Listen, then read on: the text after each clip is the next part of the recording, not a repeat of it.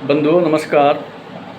मैं जसवंत कुटेला आज बात करता हूँ बांग्लादेश में तख्ता पलट। कल की हृदयविदारक घटना को देख करके महाकवि रामधारी सिंह दिनकर जी की वह पंक्तियाँ याद आती हैं कि कुर्सी खाली करो कि जनता आती है, कुर्सी छोड़ो कि जनता आती है। कल की घटना से इन पंक्तियों में और कल की घटना में लगता है जैसे दोनों में बहुत गहरा संबंध है। वहाँ की प्रधानमंत्री श्रीमती शेख हसीना जी, जो अभी कुछ समय पहले ही 5वीं बार प्रधानमंत्री चुन करके सत्ता पर विराजमान हुई थी, ऐसा क्या हो गया कि जिसको देश छोड़ करके ही नहीं, कुर्सी छोड़ करके भी भागना पड़ा, घर बार छोड़ करके भागना पड़ा परिवार के साथ में। भारत में शरण लेनी पड़ी, फिर भारत के बाद दूसरे देश में जाना पड़ा। वह शेख हसीना जिसके पूज्य पिताजी, जिन्होंने 1971 में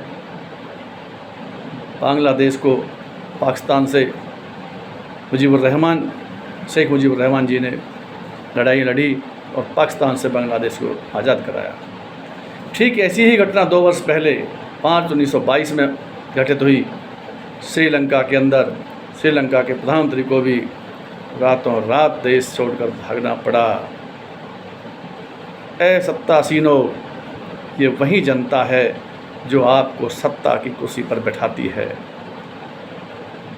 और सत्ता की कुर्सी पर तब बैठाती है जब आप उनको अच्छे लगते हो। आप किसी भी तरह से राजनीतिक पारी जीत जाते हो,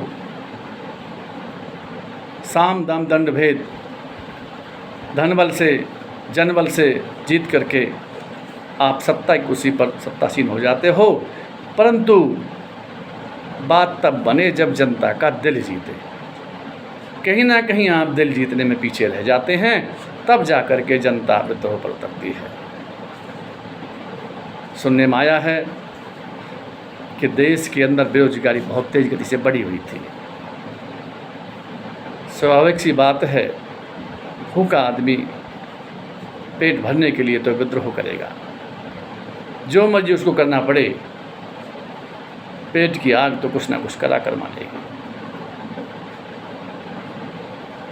मेरे देश के विभिन्न पार्टियों के विभिन्न दलों के राजनेताओं, सत्तासीनों, आप लोगों को इस चीज़ से बहुत सबक लेने की ज़रूरत है।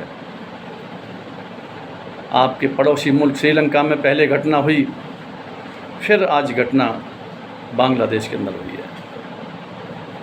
आग जब पड़ोस में लगती है तो लपटें अपने घर तक भी आने की संभावना रहती है, और भी कुछ नहीं तो गर्म हवा तो इधर आएगी।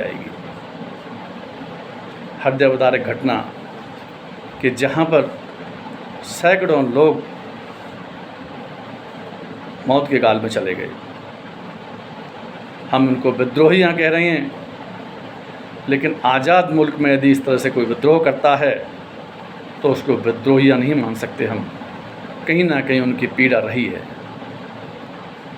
गुलाम देश में यदि कोई विद्रोह करता है तो मजबूरी होती है विद्रोह करना, लेकिन अपने शासक के सामने, जिस शासक को चंद दिन पहले चुनकर भेजा हो, उसके सामने विद्रोह करना पड़े तो इसमें जनता का कसूर नहीं है, इसमें कसूर है उस शासक का।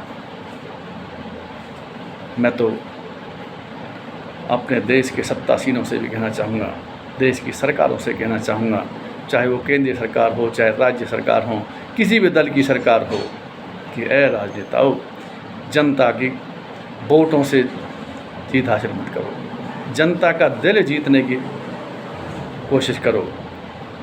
किस तरह से किसान आज देश के अंदर पीड़ित है, किस तरह से आज बेरोजगार पढ़े लिखे युवा बेरोजगारी के गर्त में जा रहे हैं।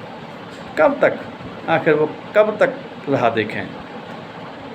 ठीक उसी प्रकार जिस तरह से श्रीलंका और बांग्लादेश के अंदर हुआ है, ऐसी घटना देश के अंदर ना घटे, मैं भगवान से प्रार्थना भी करता हूँ और इन नेताओं को सद्बुद्धि देने के लिए भी भगवान से विनती करता हूँ कि इन नेताओं को ऐसी सद्बुद्धि दो कि हमारा मत जीत करके कुर्सी प्राप्त ना करें, बल्कि हमारा दिल जीत करके कुर्सी प्राप्त करें। जय हिंद, जय भारत।